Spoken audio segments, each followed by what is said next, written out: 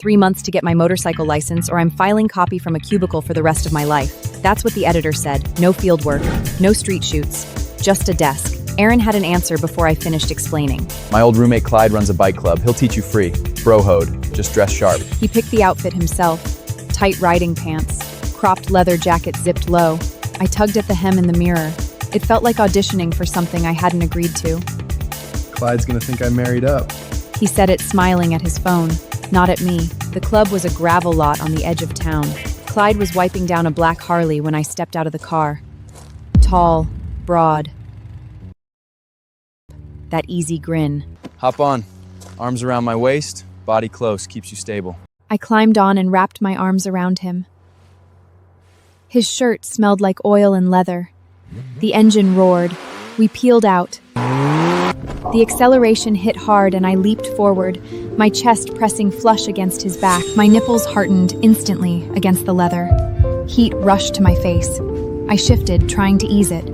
The friction made it worse. Holding on? Don't tense up. This is the fun part.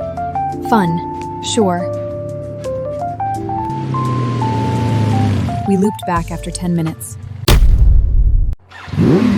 I stalled twice before I even cleared the first cone. The bike tipped on the slalom. Gravel bit my knee. You're fighting it. You'll never get it solo if you keep stiffening up. I wanted to argue. I had nothing. There's a fix. You sit up front, I wrap around from behind. Controls the freeze.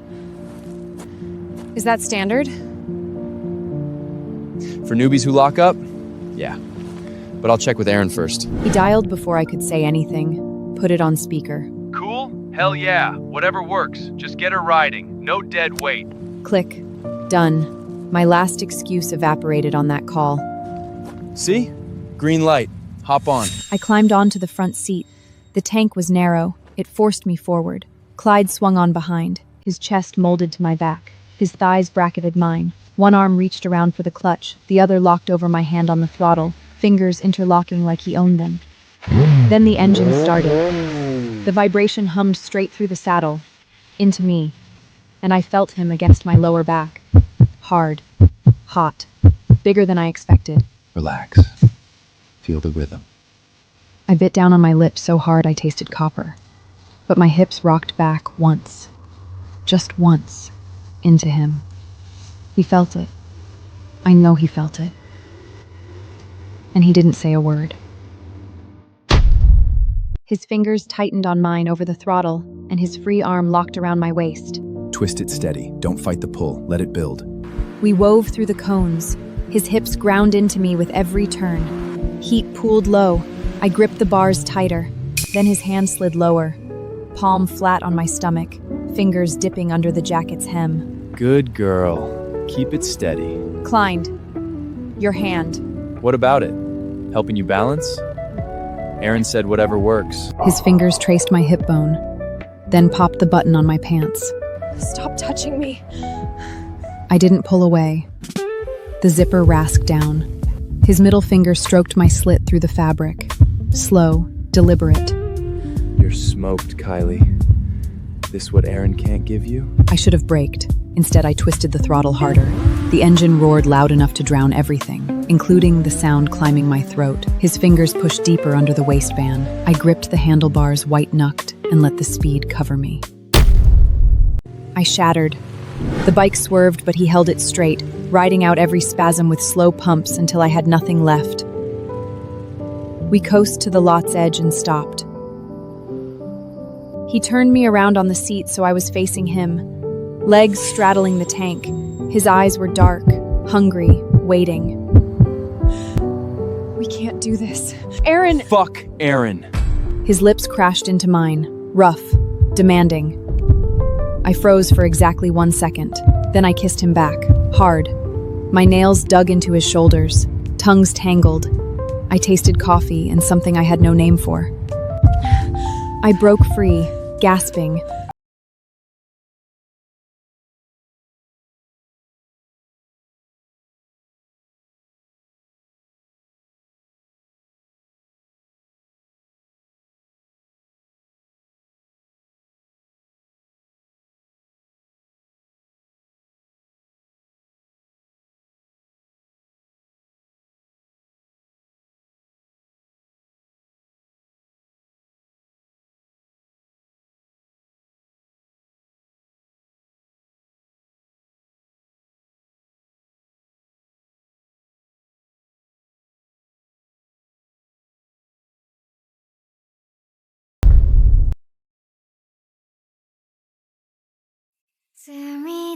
Broad daylight, open lot, anyone could pull in. His cock was thick, flushed, bigger than anything I knew. A flutter of panic, then heat won. I sank down slow. The stretch burned, wide, overwhelming. Every ridge dragged against my walls. Take all of it. I did. I cried out, and I didn't care who heard. We came together, hard and loud, and he held me through every aftershock. Lesson learned? I laughed, shaky. More tomorrow. He dropped me off discreet. Aaron was on the couch, controller in hand, explosions on the TV. Learn anything? He didn't look up. That night, lights off, he climbed on me like routine. Quick probe. Slid in easy. I was still slick from Clyde. 2 minutes. Grunt. Done. Rolled off. Tired. Night. His snores started. I lay perfectly still, eyes on the ceiling crack above our bed. Clyde's warmth was still somewhere inside me. Aaron's touch felt like nothing. I smiled in the dark. Not guilty, not afraid, just empty of him, and full of something I wasn't ready to name. Aaron's snores were still going. I picked up my phone, typed high-speed turns today, need tight hold, closer than them before. His reply hit before I reached the door. Waiting, bring that fire. I drove to the club before anyone else arrived. Clyde's motorcycle was already there, lot empty. His eyes locked on me when I stepped out, darkened slow. Early bird, you look different. I want to lead. Solo laps. But first few, you ride Pulyun, hands on. I swung onto the front seat, thighs clamping the tank. Leather against bare skin. Friction sparkling already. Clyde mounted behind. Chest to my back. Arms banding my waist. I twisted the throttle. Engine snarled. We shot into the first curve and I leaned hard, body slamming back into him. His hands slid up under the jacket's edge, thumbs brushing ribs. No bra meant every shift caught my nipples against the leather. Sharp, insistent. Feel that lean. Don't fight it. I'm not fighting anything.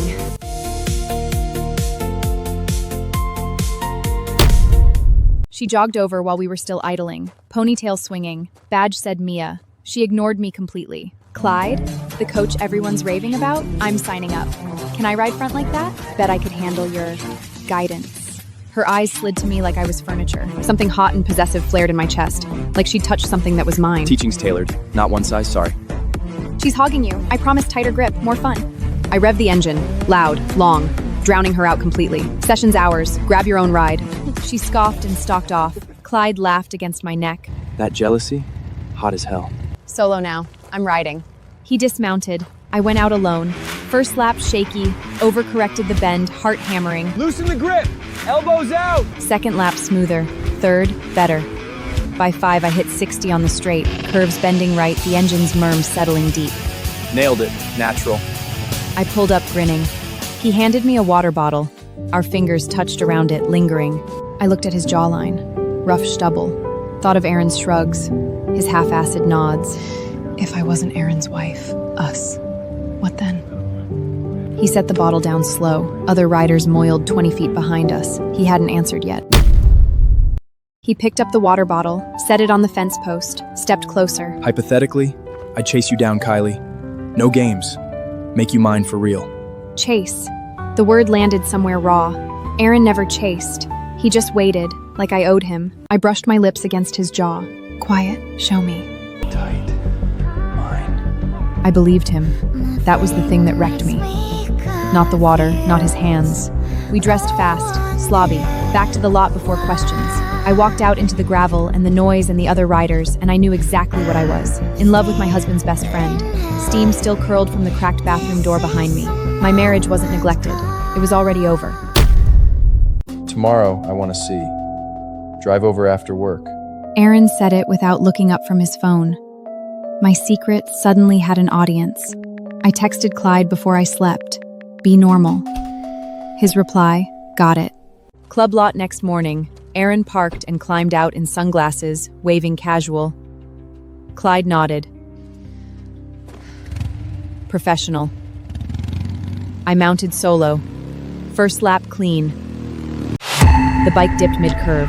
I overcorrected. Gravel came up fast. Kaidi jog over, arm wrapping my waist, pulling me clear. Brief, but his chest pressed mine for a second too long. I glanced back.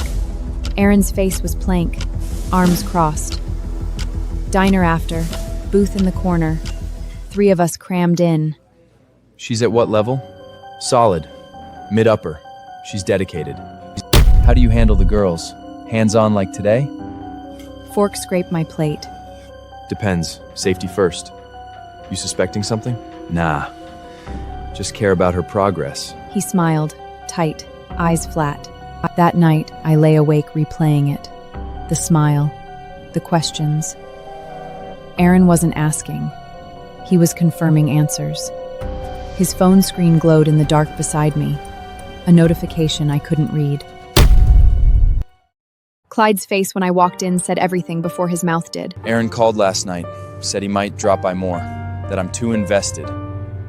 Too invested. The diner flashed back, Aaron's flat smile, his eyes measuring Clyde like a problem he'd already solved. Tears hit before I could stop them. Kyle reached for my hand. I let him hold it for exactly 3 seconds. We stop. Right now. No more sessions, no more early mornings, no more anything. Kylie! No us for now. Maybe not ever. I can't risk it. His jaw tightened. He didn't argue. That hurt worse than if he had. In training? I'll tell Aaron you got a big out-of-town coaching gig, that I'm switching to someone else at the club. He nodded once, slow. Let go of my hand. I zipped my jacket and walked out without looking back. Rain soaked my hair before I reached the car. Update on training. Clyde got a big out-of-town gig. I'm switching to another instructor, guy named Mike. Aaron's thumb kept scrolling. Whatever works. He didn't look up, not once. He bought it too easily. The examiner handed me the paper. Pass. License ready in a week.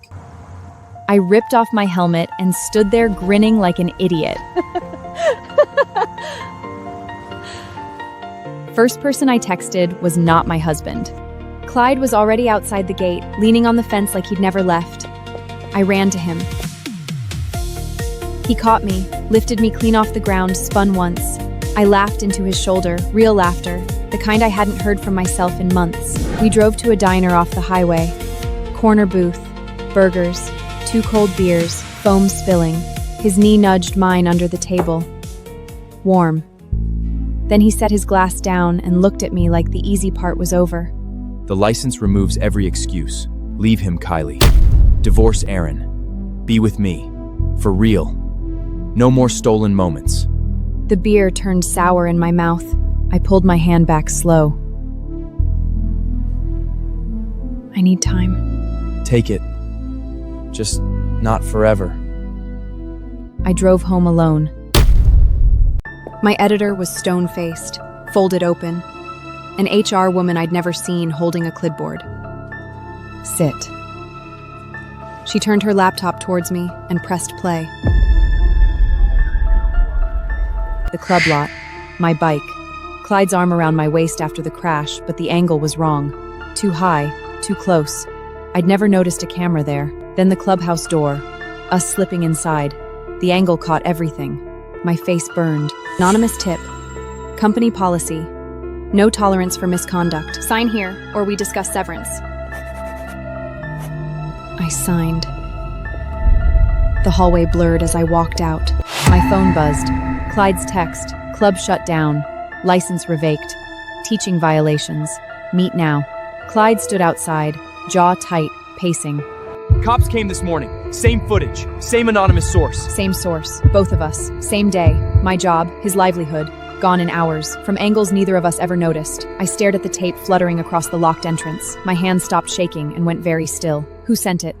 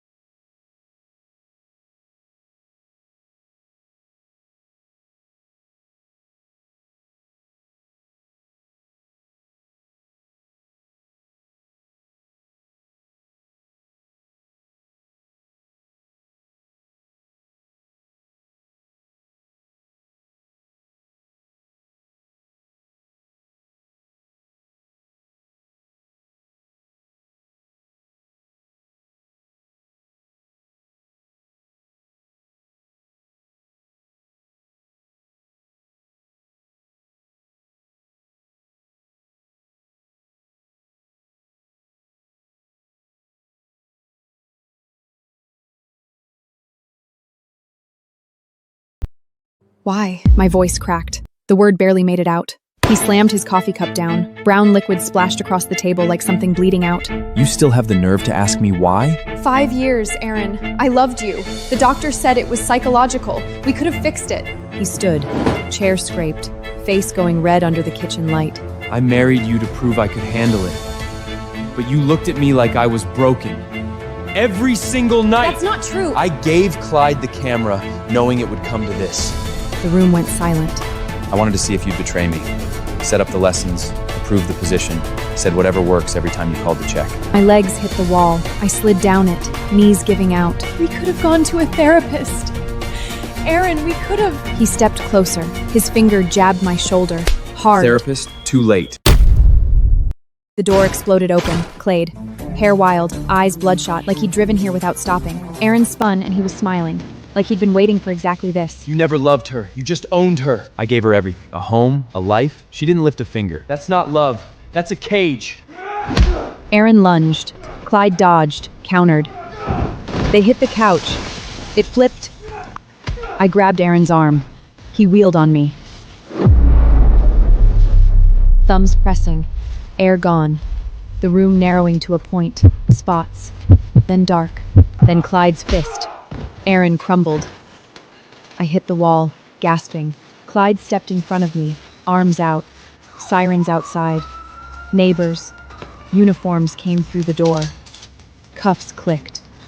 You'll regret it, Kylie. One day. They dragged him out. I stood there in the wreckage, shattered glass across the overturned cushions, and understood something very clearly. The hands that just tried to kill me were the same hands that picked my outfit 3 months ago. The hospital hallway glowed still.